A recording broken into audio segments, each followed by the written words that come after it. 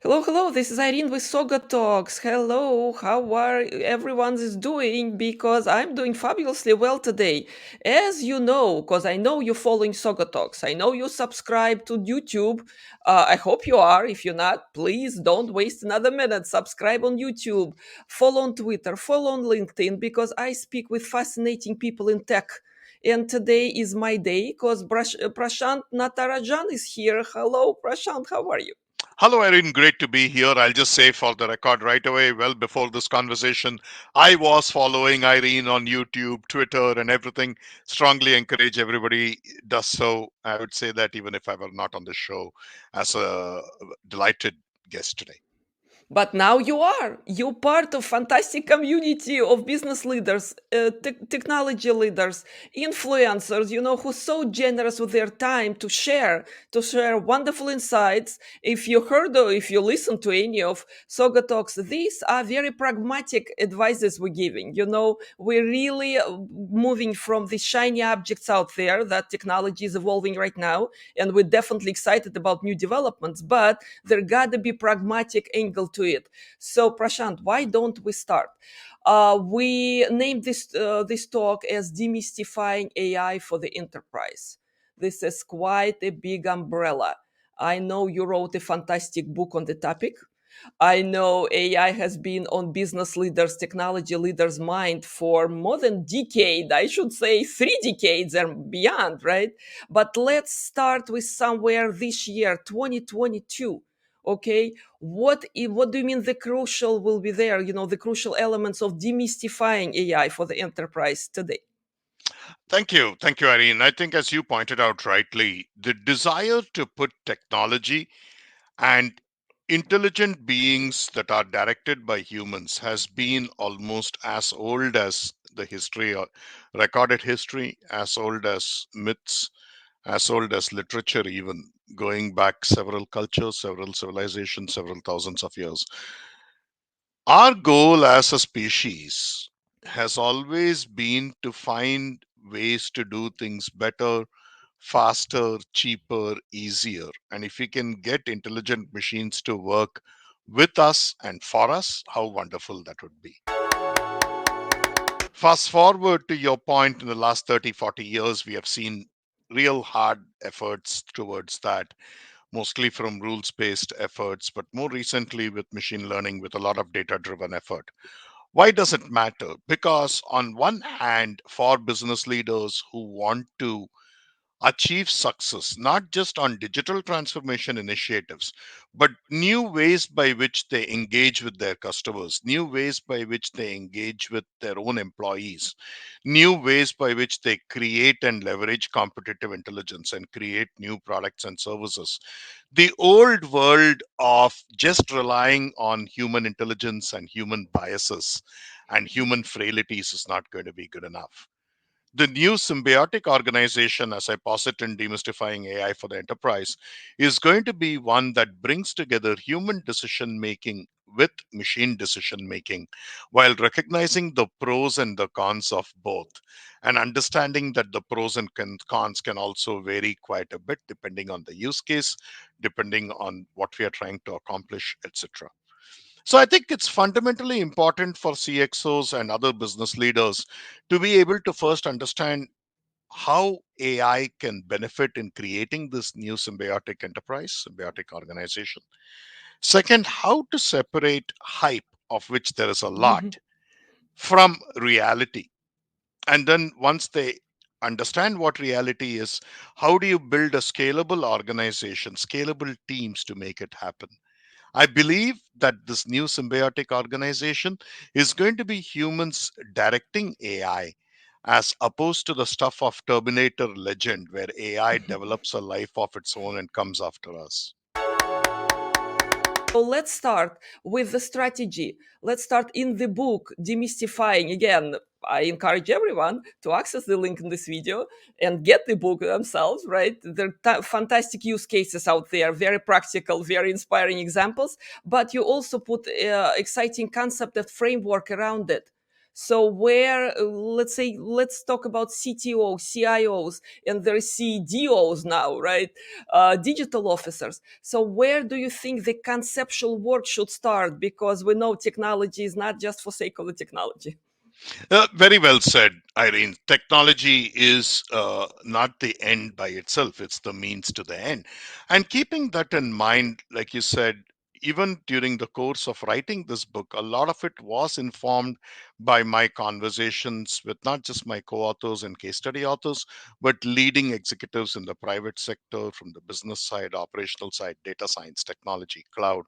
Probably spoke to about 200 authorities, great executives, managers, data scientists, in order to come up with this framework. So, the one thing that I tried to do was distill it down to 6 key points. So, I went back and thought about, okay, if you are a leader, if you are an executive on the business side or the operations side, or you're a CIO who wants to influence those business and operations leaders, and you want to create more value for your customers, for your employees, for your shareholders, what's the impact that we need to create? So, not surprisingly, it then broke out exactly in terms of that. The impact framework, which you're referring to in the book, talks about the first I, which is really imagination. And I break down imagination into what that really means. It's not a foo foo word that basically says, oh, you can go think whatever you want, it'll happen. No, I break it down in terms of what it means in terms of discovery of new products and services, invention, innovation, and how that can be used and where AI fits in. The second part of impact is M, which is maturity. Understanding that maturity can vary, not just across two different enterprises or organizations in the same space, but even within teams in an organization. How do you understand your own maturity? And how do you put a strategy, to your point, and tactics in place to go up the maturity curve? The P, interestingly, I believe, is about people. Because in the end, in order to bring AI to life, you need people, you need leaders who believe, you need data scientists, you need talent, you need data engineers, you need cloud folks, you need business and operations leaders who are willing to put these insights into practice. It takes a village, truly. You need users, you need customers, right? The A is again a key point here, Irene. A lot of the emphasis on the conversation around AI or cloud or digital transformation is automation, because everybody wants to automate something. It's easy to measure value on automation because you can say it used to cost me 100 cents. I've got 3 RPA bots doing it today for X number of cents, right? Overly simplistic, but let's just go with that for the time being. What it doesn't talk about is the true capacity of AI, not just to automate, which in my opinion is a very low bar, but also amplify human intelligence and augment human intelligence, which is why I call it symbiotic. The C is probably the most difficult thing in any digital transformation effort: culture, managing culture. And we talk about how you do that. And finally, the T is how do you transform? What does transform mean? Because it doesn't end when you become a symbiotic organization, because that now creates new opportunities. How do you take advantage of it? I hope that makes sense. Yes, it does. Yes, it does, Prashant. A lot of sense. So, why don't we address some of the pain points organizations have to solve with AI now? Because, as you're pointing out, the digital divide now is between organizations that are using AI and those who are still not using AI. So, what about, yeah, what about the fantastic technologies that we're dealing with right now? Because people get lost. You know, people think AI is chatbot. People think it's agents. It's machine learning. It's all the algorithm. It's all of this combined. So, what's your take? It's all of the above. It's all of the above. So maybe I'll start at, again, like you said, the books itself is about demystifying. So rather than start with a technical definition or a computer science definition of what AI is in terms of Turing's definition or Norwig's definition, I'll start with a very fundamental human definition of what we want AI to be. And let's work our way backwards into the enterprise, and then after that, what we want AI to be is, we want it to be augmented intelligence, we want it to be assistive intelligence, we want it to be amplified intelligence. Humans recognize that for all the strengths that we bring to the table, we are also subject to things like emotions. various types of biases, various types of sampling biases, confirmation biases. We get tired. I may take a different decision when I'm happy versus when I'm sad, right? So we recognize all of this. We never assume that we are perfect. So what we can let AI do is we want AI to help us be more human, to bring more empathy, to bring more care. Because in the end, humanity is not defined by how efficient my artificial neural network is compared to the network inside over here. Our desire is to make AI work for us, always has been, always will be. Right? I don't see this dystopian future. So, from an enterprise standpoint, AI really has to be the things that not just that human sometimes machines can do, intelligent machines can do more effectively. It can also be bringing new capabilities that humans can't do on their own or can't do as efficiently, or that takes away from employees, managers, team members, individual contributors from being more human. So, for example, to talk about one of the case studies which you liked, if you take a look at the document AI case study, what we found is we were not only able to use one A word, automate the process of referral and intake automation working together with UCSF CDHI. What we also found there was the patient experience started improving, the physician experience started improving, the referral automation intake specialist experience started improving. And it really got to a point where the benefits of the AI were not just operational, even though they were significant. It was also the human impact that was being created. There are several examples in the book, as you know, Irene, of ones where we expect and design the AI to do something, but it ends up in creating a lot more value as a part of the multiplicity effect. That I think is probably the biggest takeaway after being in the front lines doing this for 5 years in various roles, which is the truly transformational ability is here to stay, and business leaders must be focused on leveraging that as soon as possible, because otherwise the new digital divide is certainly not going to be geographical. But let's move to something next here. People talk about metaverse. Metaverse, how dystopian is it, you think? Or maybe very real? I'm actually one is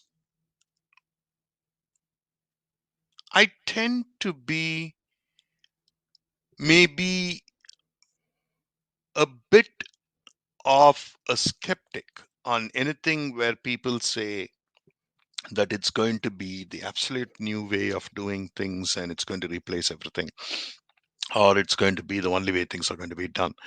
Partly because, as somebody, as you know, Irene, with a background not just in the sciences and in engineering, but also with a background in linguistics and humanities, and also as a student of history, I believe that the interaction between humans and machines, whether they are mechanical machines or they're electrical machines or they are intelligent machines moving forward, learning machines, learning ecosystems, I think it's going to be driven to a large extent by humans always asking the question, what can machines do for me? What can you do for me? Right? So, the second thing is just as we have also seen, and it's something I wrote about in my last book, when the whole world in 2017 was talking about self driving cars essentially being the only way we would all be driving in 2022, I posited that sometimes technology has to keep pace with society. And not just society, with your users, with your employees, with your consumers, with your board, with your shareholders. So I think the dystopian future, is it possible that it can happen where some super AGI is going to do it? I guess it's possible. It's also possible, as it has happened before, that a meteorite could come and hit the earth and wipe us all out. Yes, in the large scheme of possibilities, I guess it could happen. But I think the relationship between humans and technology, humans and machines, society and technology, is going to be more towards harnessing AI to help us. Have said this consistently for quite a few years now, and I'm glad to see other people following suit.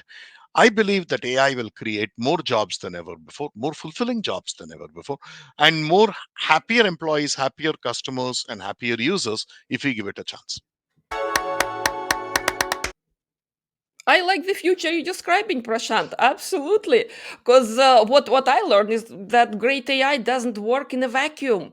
Okay, it's very much require human decision makers. It require human developers. It require all the expertise we human acquire, during our careers, our work life. So, where do you think the bright future for those who enter in technology or near technology field right now? Because what you're describing, yes, opportunities are endless. Yeah.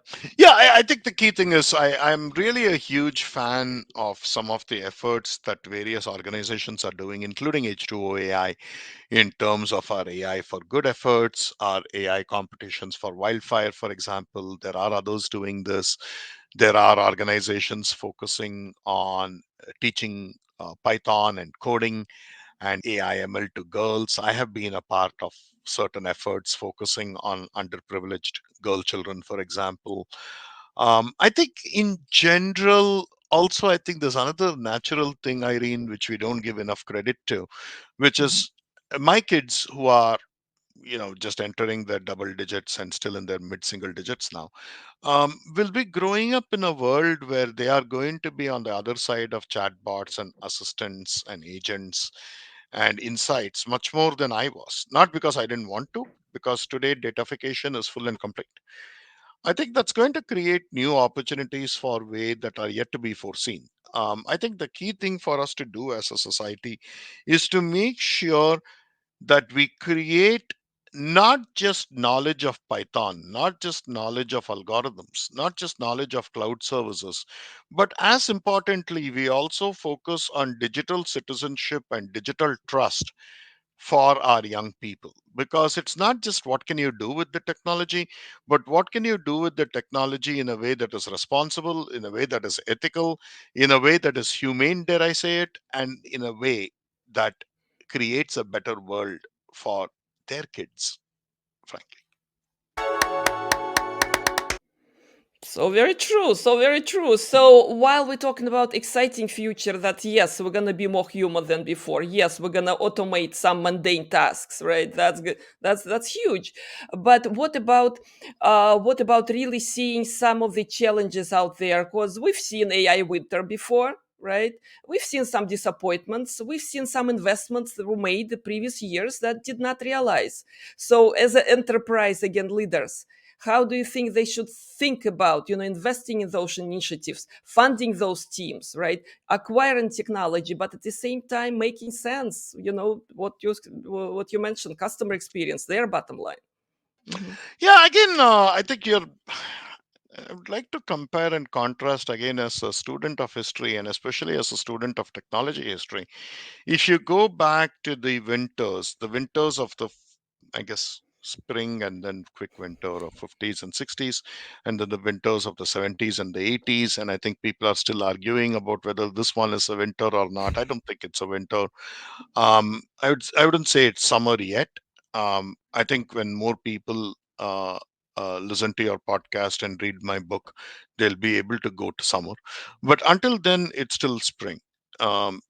Is there a chance that there could be a freeze that comes and pushes us all back into a winter? Yeah, there is. I don't think it will necessarily be for the reasons we think about, though. I think there are a lot of questions being asked about economic choices and sustainability of the choices of machine learning and deep learning, especially the severe energy impact and climate impact and carbon impact of these efforts.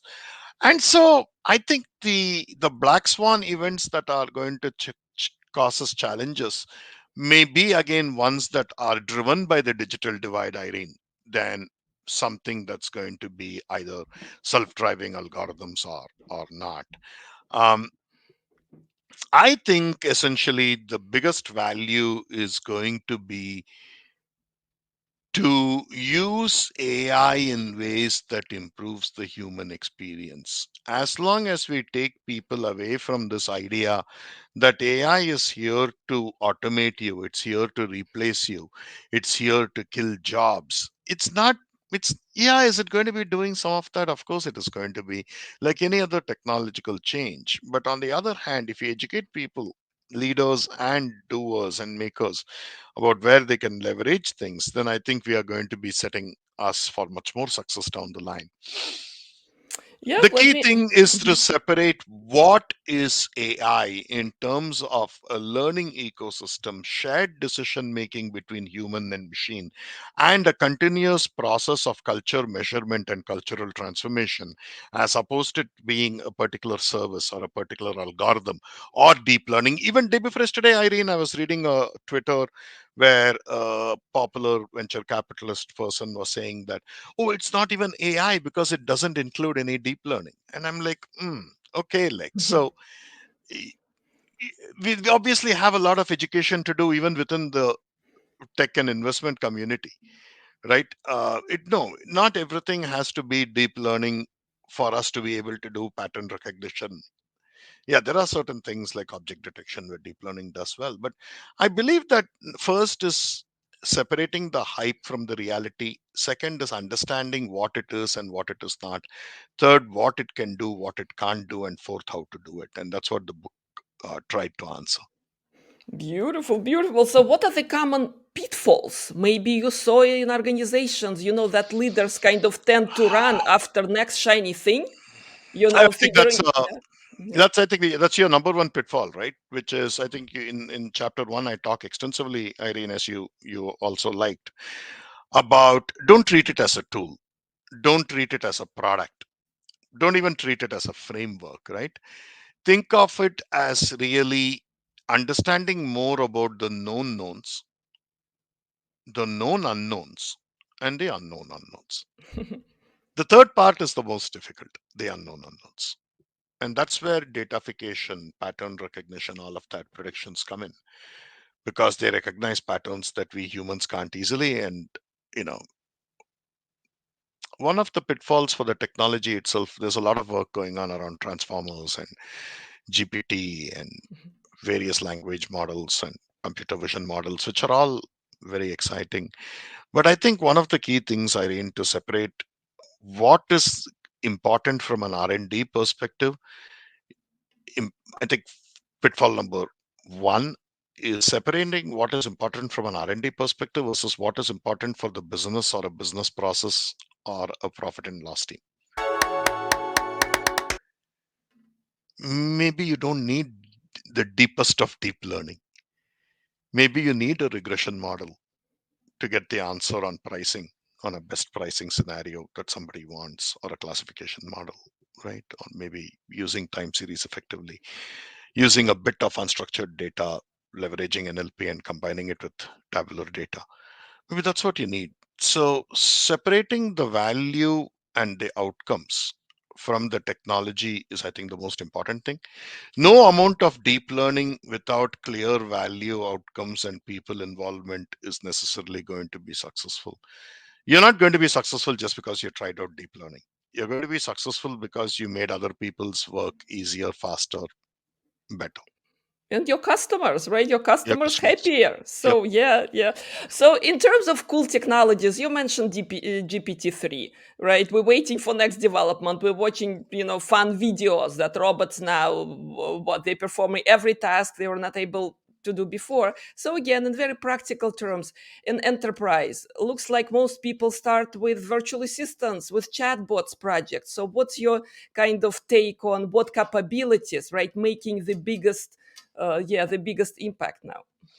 The ability to go, it may sound like I'm a bit of a party pooper, but as you know, Irene, I do take a lot of pride in being a realistic technologist and a skeptical technologist, not a fanboy or, somebody who's ridiculously exuberant.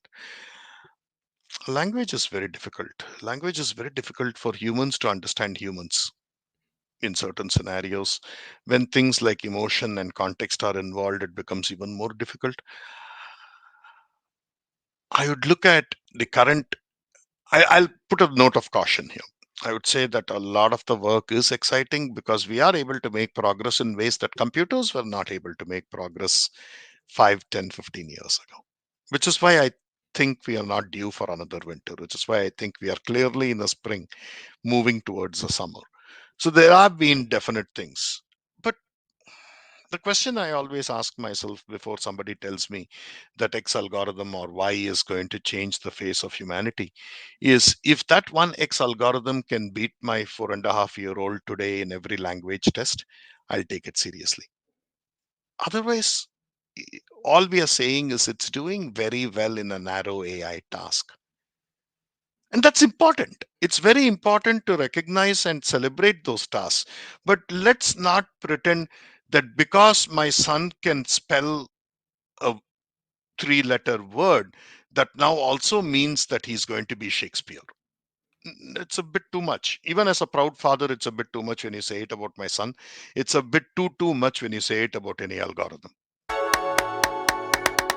That's something to think about because, yeah, we see a lot of rah-rah out there. And again, it's great to be excited. So when we, again, down to enterprise, right? Enterprise revenues, they have to prove to their stakeholders that investment they're making in technology is worthwhile. And that's where sometimes, more often, very often, it falls apart. So how do you keep going? I mean, in practical terms, starting with small project, right? Start Increasing the small. scope. Yep. Start small. Start with a problem that is relatively well known, so that you have a reference point and you can find out new insights, then try to go after something really big. We talk about a few best practices in the book, going over from a governance perspective, from a strategy perspective, from a data perspective, on various things we can and should be and should not be doing. But the key thing over here is balance the ability and the power of rapid experimentation with, also from an enterprise business perspective, the desire to put models and scorers and inferences into production, making it scale, and doing that on a repeatable basis. Another excellent point. Yeah, yeah, yeah. And what I know, your enterprises, they do not live in a vacuum. They're part of their own ecosystem. So, and it's quite complex. It's quite complex. Think about regular enterprise technology stack, right? Think about legacy applications, think about new editions, think Yeah. about mission critical applications, right? So this is a complex universe slash metaverse is going to be soon. So what's the practical, again, advice? How do you start So on adding the new metaverse, capabilities? Yep. I would say on the metaverse, my world is the world I see with any of these technologies, as we have also seen with others, is it's not going to be one or the other. It's not going to be the metaverse that's going to be the be all and end all. It's going to be a combination of the metaverse plus the ability for personalization, which incidentally is something that the metaverse is going to benefit from, where AI and ML are going to play a huge role, where data is going to play a huge role, with the ability to deliver high speed internet connectivity. The so I think it's a combination of infrastructure, hardware, software experiences. So the metaverse, as it happens to your earlier question, is really going to be a combination of various successful technologies that come together, or a combination of some successful and unsuccessful technologies that create new successes, right? I hesitate to say, Irene, that the metaverse itself is going to be the one single thing that's going to be completely changing everything. Um, Nor do I agree that it's particularly a healthy thing to be thinking of. I I think appreciate. I appreciate your opinion. Yeah. Mhm. having the metaverse supplement the physical universe is going to be more important than me and you talking completely in the metaverse. I enjoy this conversation.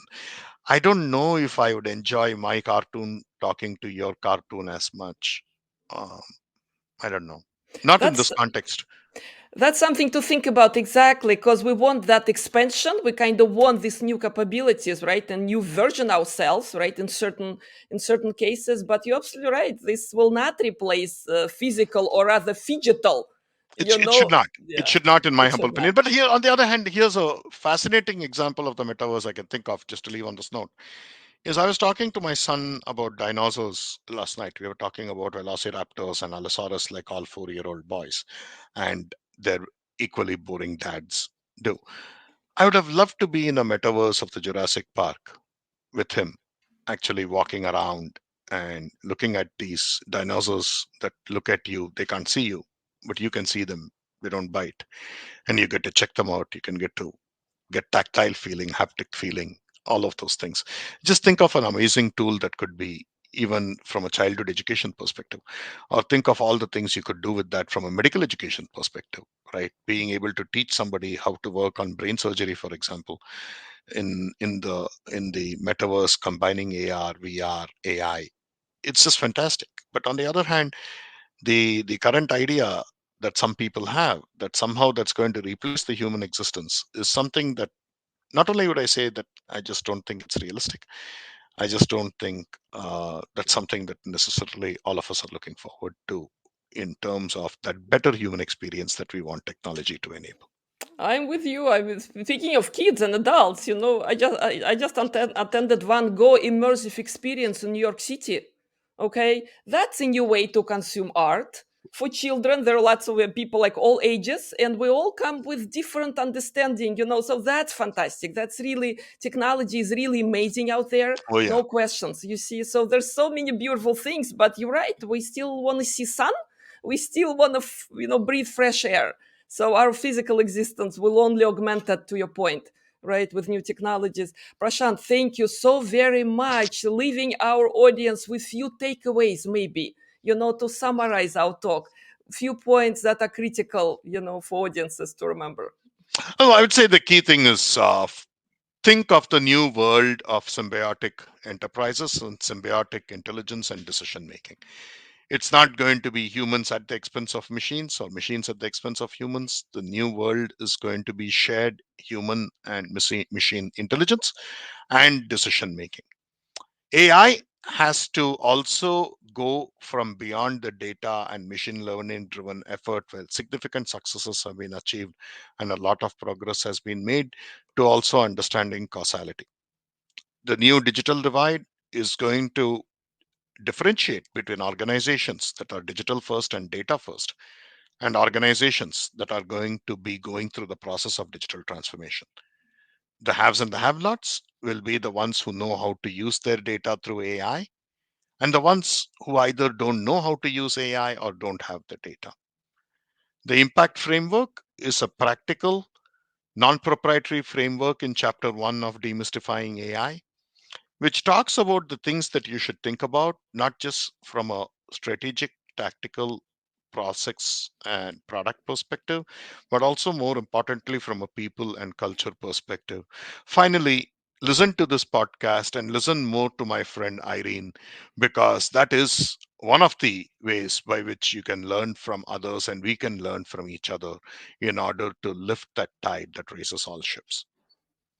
Beautifully said, Prashant. Thank you so very much. Thank you. Thank you.